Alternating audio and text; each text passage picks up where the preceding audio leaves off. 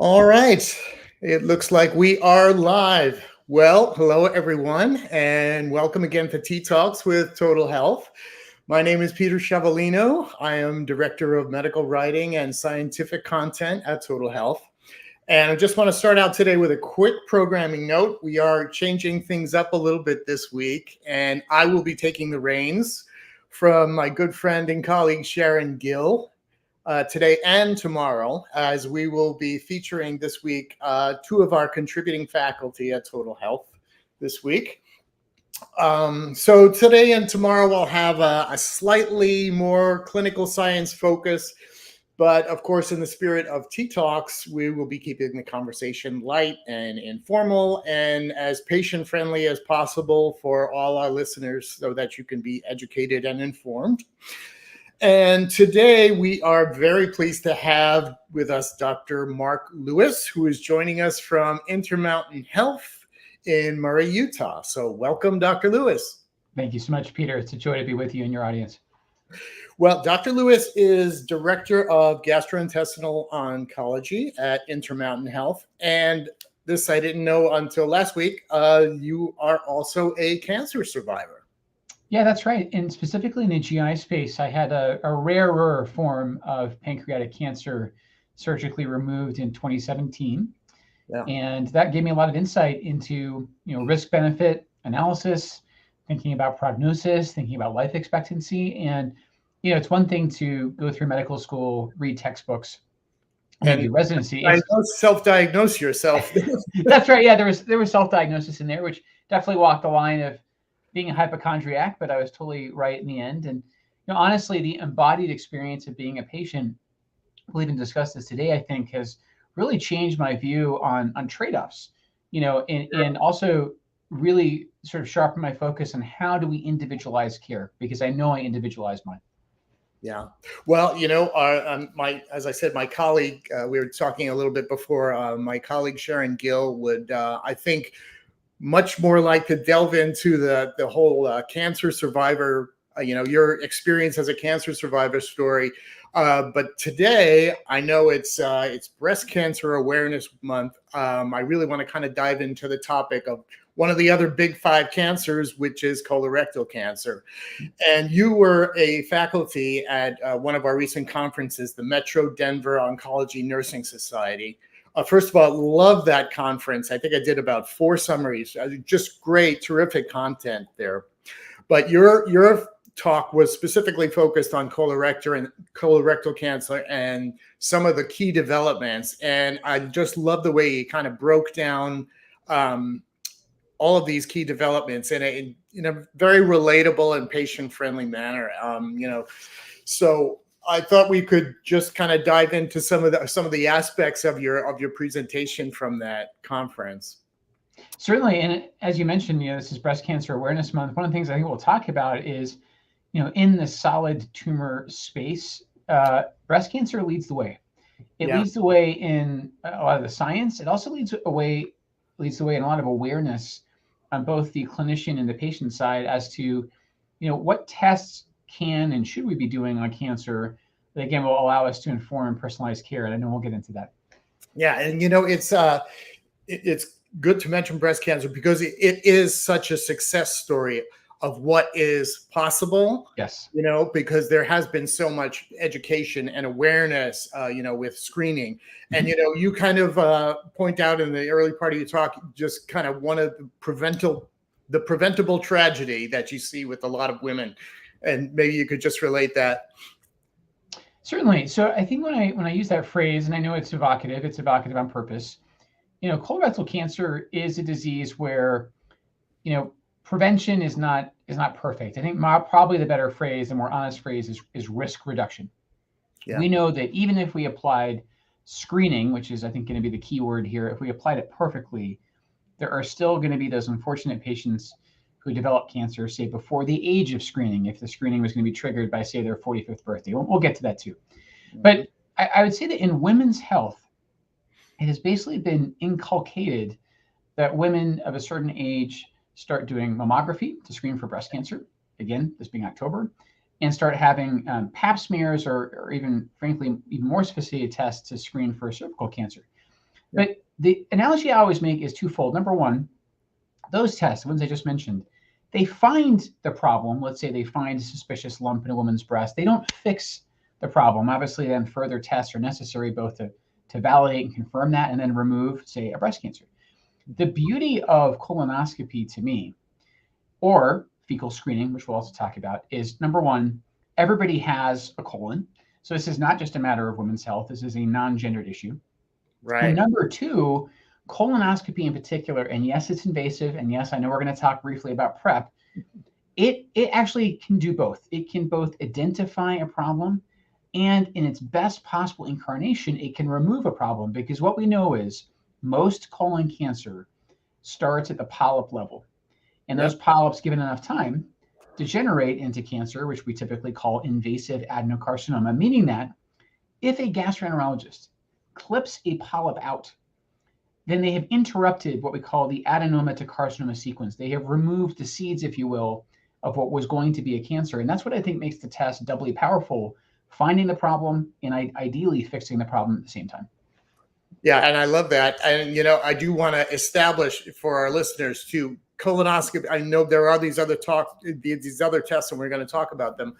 But colonoscopy does, to my knowledge, remain the gold standard of colon cancer screening.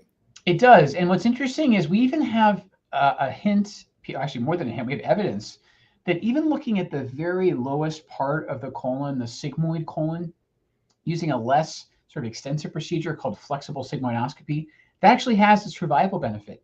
So ideally, yes, this is coming from my perspective, because as we'll discuss, the colon is basically two organs that are fused together. Right. Ideally, yes, it makes sense to go all the way around the colon like a question mark and end up near the appendix. But even if we just, air quotes, just look at the bottom of the colon, that sort of final section, there's a survival benefit to screening there too. And that tells us something, again, about the power of looking inside. Yeah. Well, I'm happy to say I got mine done this year. I will report to you from personally. It was absolutely, and for our listeners, it is absolutely no big deal.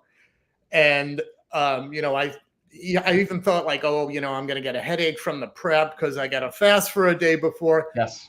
It was not like that at all. Did not get a headache. And went first thing in the morning, done in like, I don't know, 45, less than 45 minutes. Right. Early. And the prep was no big deal. It's not hard to do. And I was also concerned, if they do find a polyp, is there going to be bleeding with that? Is there going to be any discomfort with that? I did have a polyp removed. Yeah. There was I was not aware of anything, and it was over before you know it. So it's a simple thing to do. I encourage everybody, if you haven't done it, absolutely do it. And I had previously done about 3 years ago, so I was due to do another Cologuard test. But let's talk about that a little bit, because a lot of people are opting for that. It's I know there are false negatives and false positives. So my result was negative 3 years ago, but I decided to, because I know that I do people that did have a positive Cologuard test, and you're going to have a colonoscopy anyway to confirm that. Yes. Yes. So listen, I think you and I are both dancing around a word or one of the words we can use, which is stool. Okay. There's no way of doing this delicately. We have to talk about, yes, that part of the body. And frankly, I'm not even being silly. I think this has been a huge disincentive to people even thinking about colon cancer screening. Is either you can do it non-invasively where you're testing stool, or you can do it, let's be honest. I'm so glad about your experience and I'm thrilled for your outcome, but colonoscopy is an invasive procedure with opportunity cost associated with it. You have to prep, you have to go. And there is some risk, of course. Right, exactly. And then presumably you need something along the lines of a designated driver to get you home after you've been sedated. Right. But let's talk about stool testing. So you mentioned that I practice in Utah. I have a rural and frontier population to consider. So about half my patients live outside a metropolitan area, and it is much easier for them, as you might imagine, to do a stool test rather than sort of drive some distance to have to scope them. So let's talk about the plus and minuses of stool. So the stool testing has gotten a lot better. And I think maybe one message for your audience is they may be envisioning a old and frankly outdated method of stool testing, which was your doctor doing a digital rectal exam in the clinic taking the stool that was then smeared on their glove, I know this is lovely to talk about, and testing it for blood.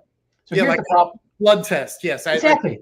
I Yeah. have those in my 20s, and so I don't know, are they even doing those anymore? Or is that They've fallen by the wayside for two reasons. Number one, obviously it was unpleasant and borderline traumatic. And that trauma was actually visible, believe it or not, Peter, in the blood test, because even the micro trauma of doing a digital rectal exam could introduce blood, which would then trigger a positive, and in this case, a false positive, and a lot of needless consternation. yeah. But the other part of it, and you've experienced this, I think, if you've done Cologuard, is home stool testing has evolved to the point where it's not nearly as invasive or inconvenient. And rather than looking for blood, what they're actually testing for is DNA associated either with, and this is the key, either with true colon cancer or, as I mentioned earlier, a polyp that is on the cusp of becoming a colon cancer. So what that means is this. When you do the stool testing at home, it is quite sensitive, meaning if there is a problem, like I just mentioned, it's at least 90% likely to detect that. But, and you said this yourself, if the test is positive, you have essentially bought yourself a colonoscopy, because I work with a lot of gastroenterologists, the people that do these procedures. And what we say together is a positive stool test, meaning it's waving a red flag, without a follow-up scope. That is an incomplete screen. In fact, that's almost a nightmare scenario to know that someone out there has a worrisome stool result and isn't following up with a scope. Those two things have to go hand in hand. So basically what you're doing when you do the home kit, say a Cologuard, is whether you know it or not, you're signing a contract that says, if this test is positive, Yep. I'm going to follow through with the scope. I think that's the message. Right. And Sharon just pipes in here. The trauma could introduce blood. Yeah, the mind-body connection is well. Yeah, I think she's talking about the trauma of the digital rectal exam, but yeah, I understand what you mean. That just the introduction of, I mean, a bleeding hemorrhoid can trigger precisely. Precisely right. So that's important for people to know too. Though the other thing I wanted to kind of touch on here is that I've learned a lot this year about this is occurring where we're seeing colorectal cancer occurring in a younger patient population. And by that, we mean under 50. Right. And I understand that, the increase was so dramatic that it actually lowered the median age for the average age for colorectal cancer. Is that correct? Yeah, let me introduce or explain my own bias here. So Utah is the youngest state in the union. The average age of a Utahn is 30 years old. So what that means is in my practice, everything is going to skew younger. And I know that. I'm putting my hand up and admitting it. However, what I will tell you is 1 in 7 of my colorectal cancer patients is under the age of 45. And what that means is they never had the opportunity, even with the shift in recommendations, they never had the opportunity to get screened. And there are a variety of theories as to why this is happening. And again, this is not a Utah problem. It's not even an American problem. It's a global problem. And our colleagues in the UK probably got us the closest to, I think, sort of figuring out why this is happening. And it may actually stem, and this is going to cause, I think, some eyebrows to raise. It may stem from antibiotic exposure in childhood. And I won't take too much of your time here, Peter, but my wife's a pediatrician, okay? They are extremely, extremely judicious about which kids get antibiotics and which don't. Partly because they don't want to be over-treating viral infections with antibiotics that are frankly useless. But they also know there is a effect when you take a antibiotic, you are potentially wiping out, and I'll just use these very crude phrases, good bacteria in the gut and allowing bad bacteria to flourish. What they did in the UK, which was really interesting to me, the National Health Service over there keeps meticulous records on everybody.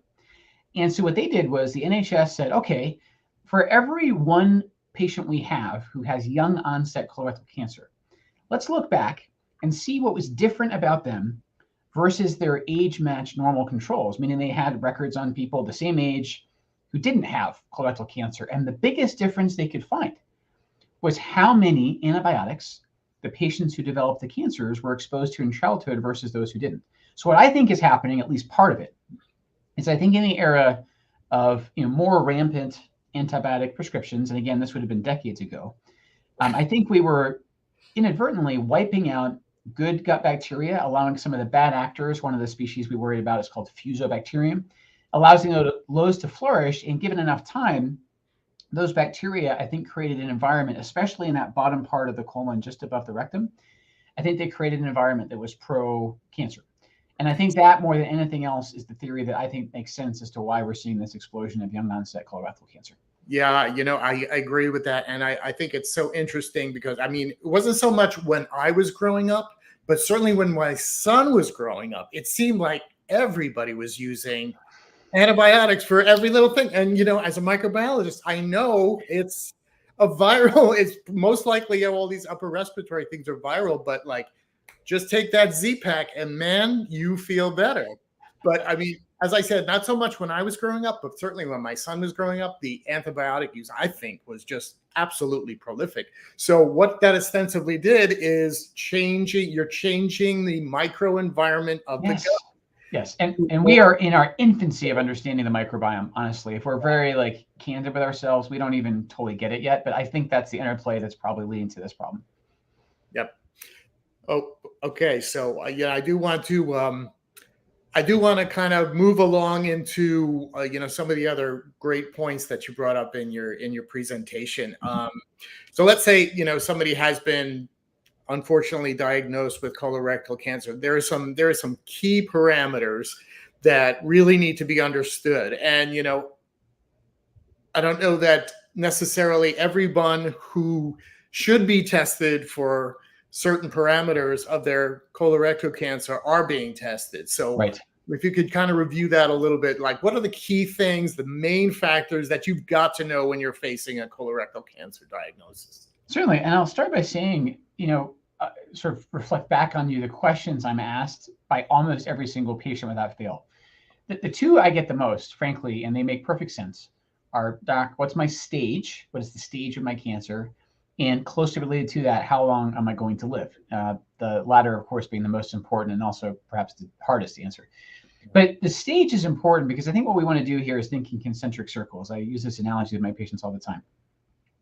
If I tell the patient that they have stage 4 colon cancer, what that almost always means, and it's obviously the last thing anybody wants to hear, is that almost always means that the cancer has moved outside the colon, almost always using the bloodstream to get to the liver, because the liver is sort of the filter, if you will, for all the blood coming out of the gut. And it's good that it's there. It helps us detoxify the things that we eat and drink. But this way, unfortunately, it's a conduit for cancer getting from the colon to the liver. So the first thing, I would tell the patient, honestly, is their stage.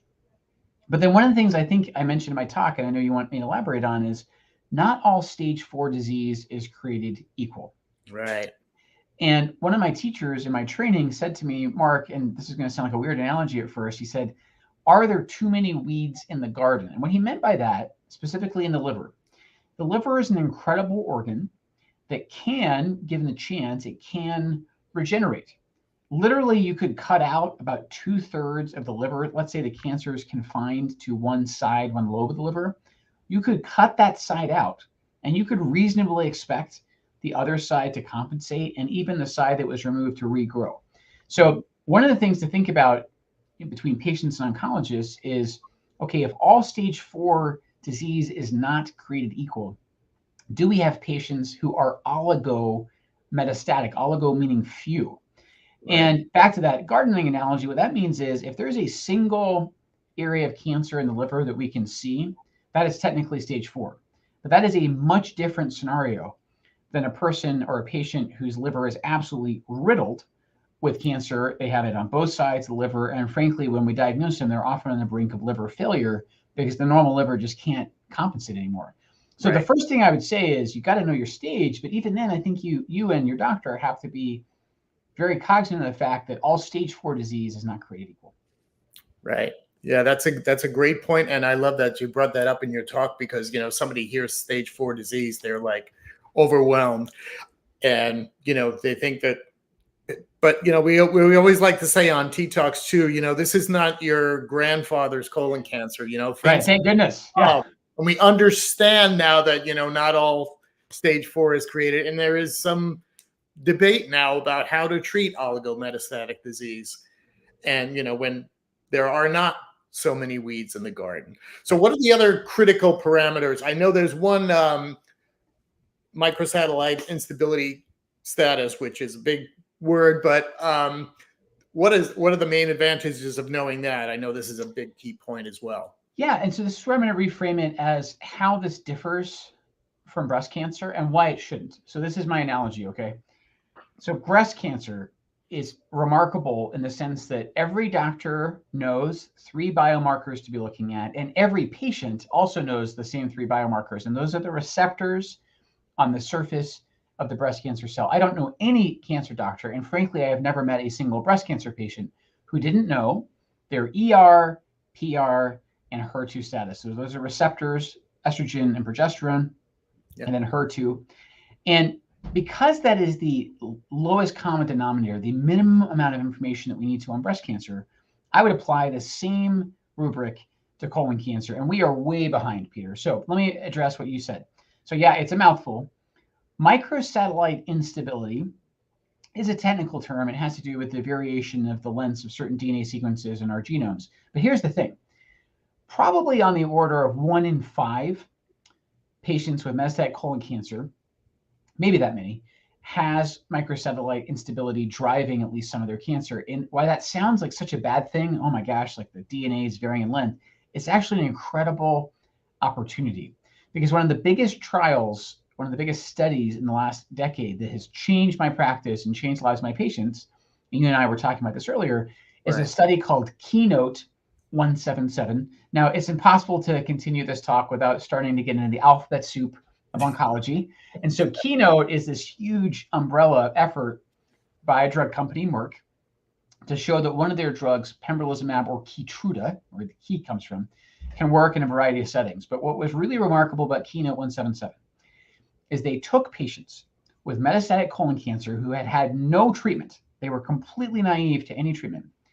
And they gave probably be candidates for a chemotherapy. Bingo, exactly. So the traditional way of treating them would be, again, to say, this is all the same, all stage 4 is the same, everybody's going to get chemotherapy. And the brilliance, admittedly at the time, it was daring, but the brilliance of Keynote 177 was to say, okay, we think these patients who have microsatellite instability, we think that they are candidates for immunotherapy and immunotherapy alone. So in the last 3 years, this trial has totally changed our approach to, again, maybe up to a fifth of our stage 4 colon cancer patients, because if patients have this particular, I hate to use the word defect, it's more of an Achilles heel in the cancer, actually.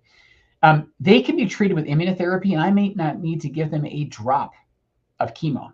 And what's really even more remarkable is their survival. Not only are they taking this chemo-free approach, their survival is superior to the patients who go on chemotherapy. So it's both of the things that we want. It's getting away from the indiscriminate toxicities of chemo. It's also giving us the long-term survivals that we're always looking for.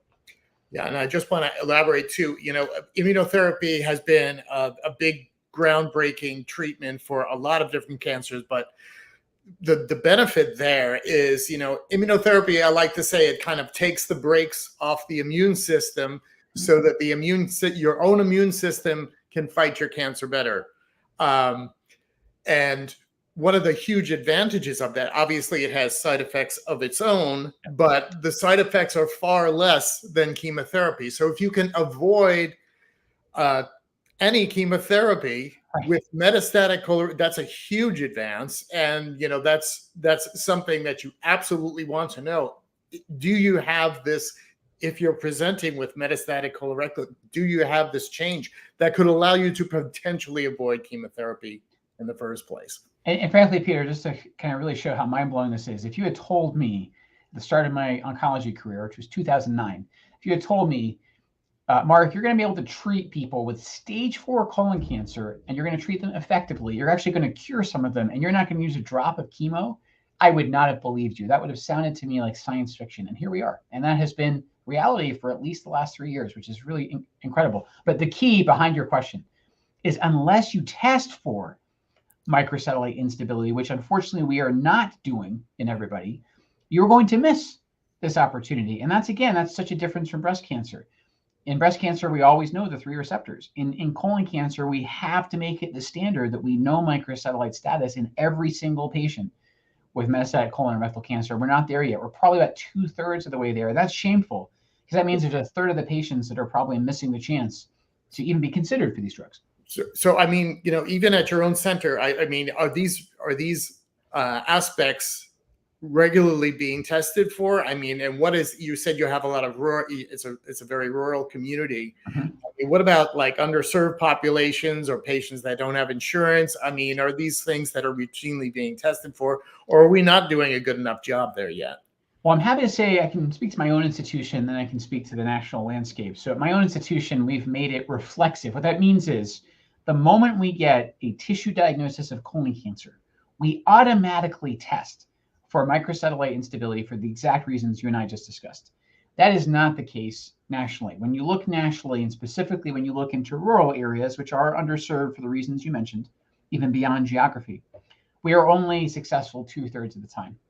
And I think the reason for that, frankly, is, as you mentioned, there's additional costs to these tests.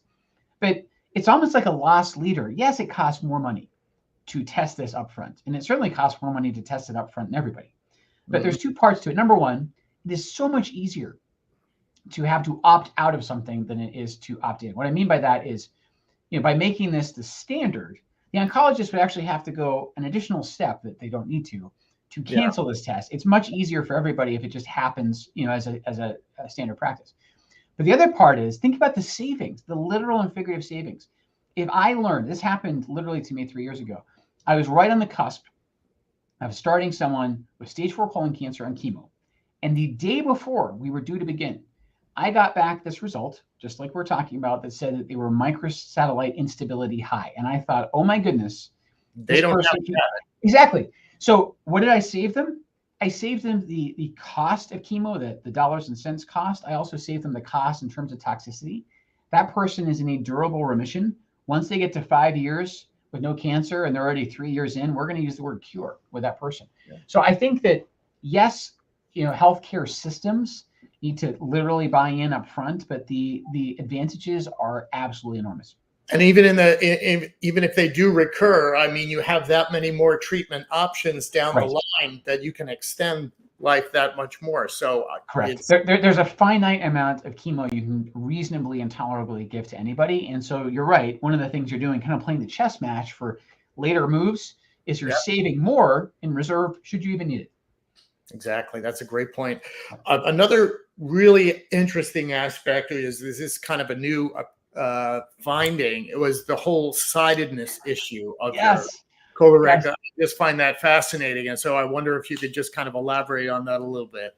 So you used a very fancy phrase appropriately, which was microsatellite instability. This actually could not be simpler as a concept, and yet it totally blew my mind the first time I heard it. So let me explain.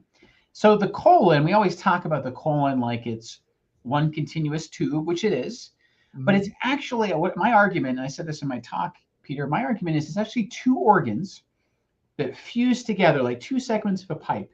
They fuse together while we are still embryos, while we are in utero. So in embryology, there's basically kind of 3 parts to our gut. There's the foregut, which is, like our esophagus and our stomach. And then what's really interesting is the midgut and the hindgut. So the hindgut is a part of our embryonic development that essentially forms the left side of the colon. And the midgut joins up to that and forms the right colon, again, before we're ever born. But it's almost like we never forget those origins, because what we've learned in the last several years, and this is absolutely fascinating, is that the left colon always acts differently. And what I'm really getting at is cancers that arise in the left colon will then act differently than cancers that arise in the right colon. And it's actually a really eye-opening example of sometimes a study, and I'm going to use more alphabet soup here, sometimes a study that looks at first to be negative, meaning it doesn't give us the answer we were hoping for, actually has a lot of kernels of wisdom inside it if you just look at it the right way. So the study was called CALGB SWOG 80405. Promised you alphabet soup.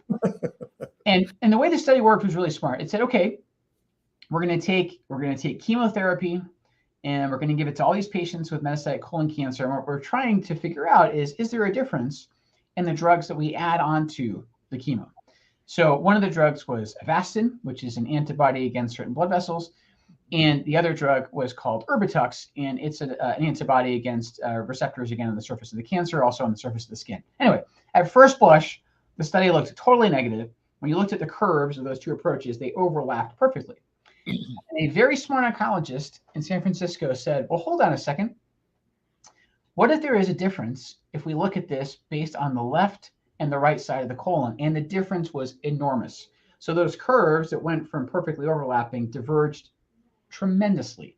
And what we found is the left-sided colon cancers as a whole do better, meaning patients live longer, than patients who have colon cancer that arises on the right. It also told us not to use certain drugs if the cancer starts on the right side. And again, I know this sounds awfully detailed for your audience, but my point is there's almost no other cancer I can think of where the side of the organ matters this much. For instance, in lung cancer or even in breast cancer, yes, to a surgeon or a radiation doctor, it'll probably matter. Did the cancer start on the right or the left?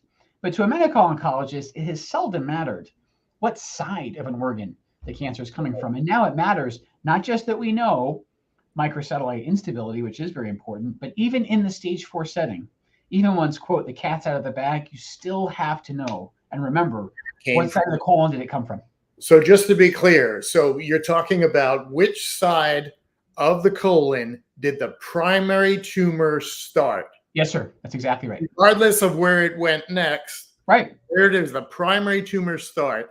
That's and exactly there's a 180-degree difference in how you should treat that cancer. So again, this is something that everybody should know if they have a colorectal cancer diagnosis. And yes. What side? What side? And I think implications.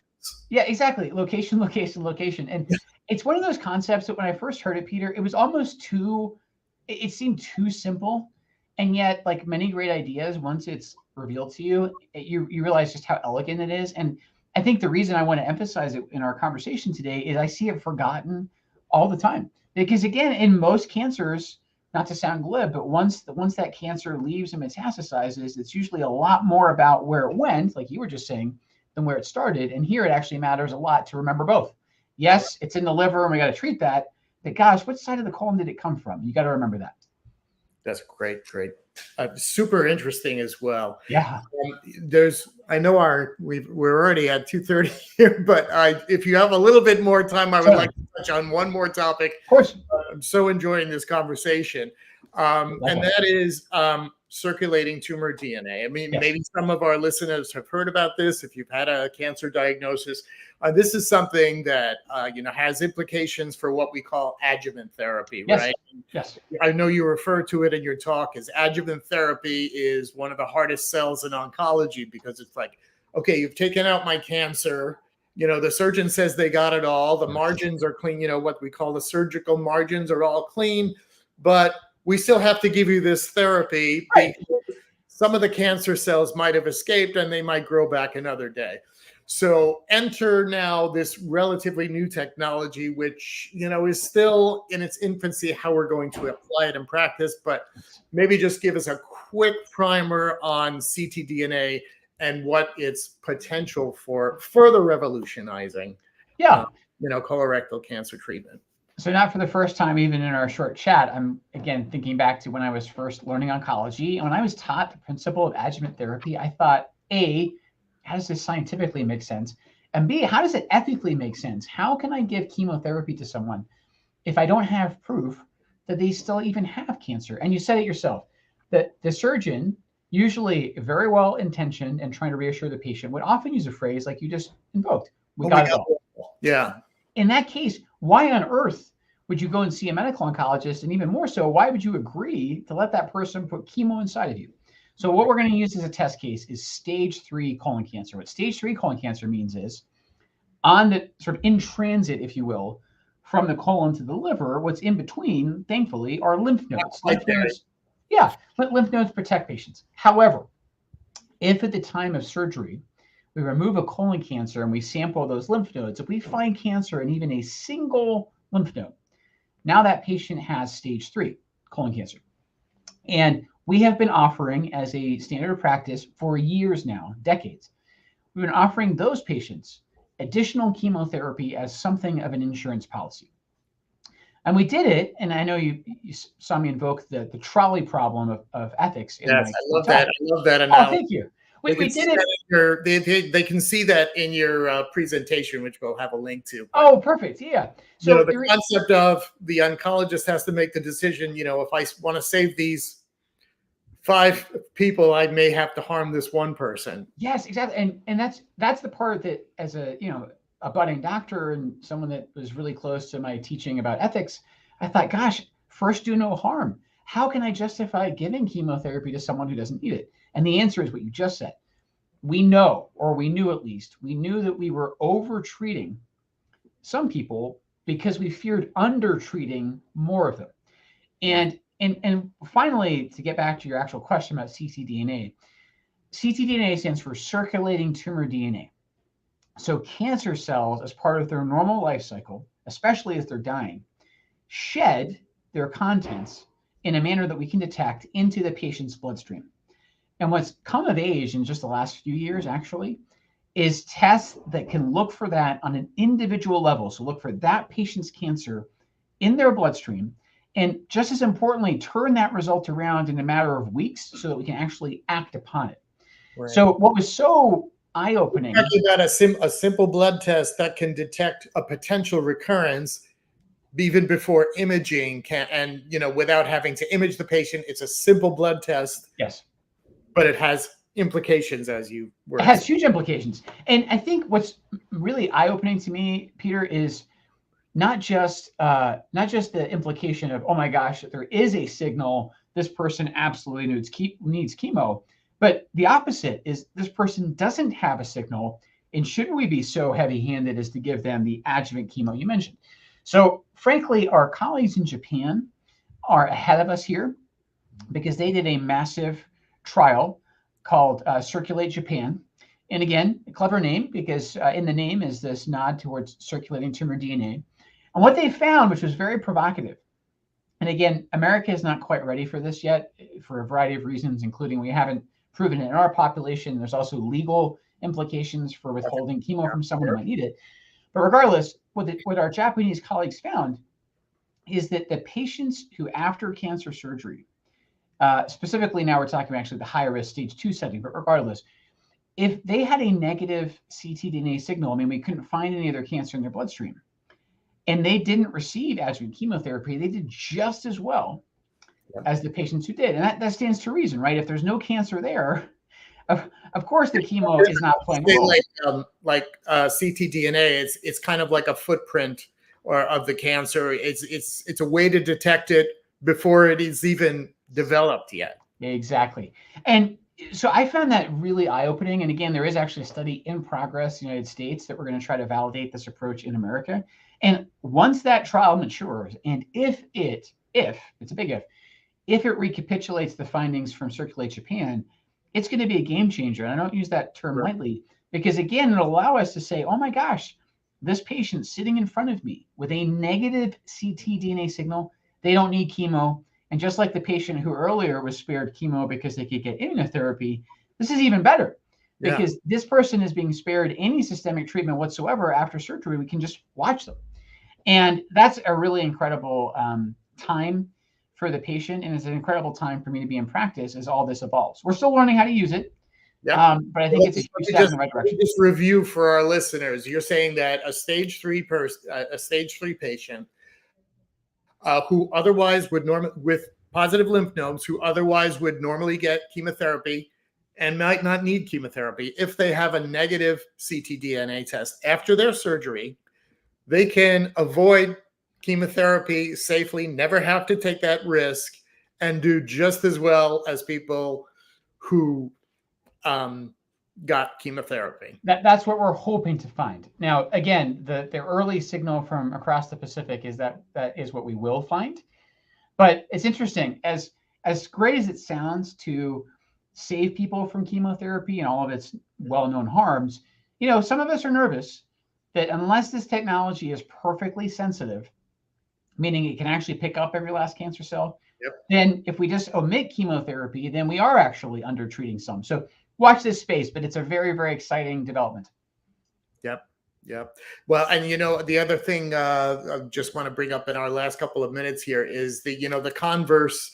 If you have a positive ctDNA test after your surgery, the lead time for detecting a recurrence on imaging, let's say, can be up to a year. Yes. So for all of that time, you have this positive result, and you can act on it and say, okay, we should give you chemotherapy, but still you're thinking, I have a recurrence, and there's not any recommendations in place as to what to do with a positive test.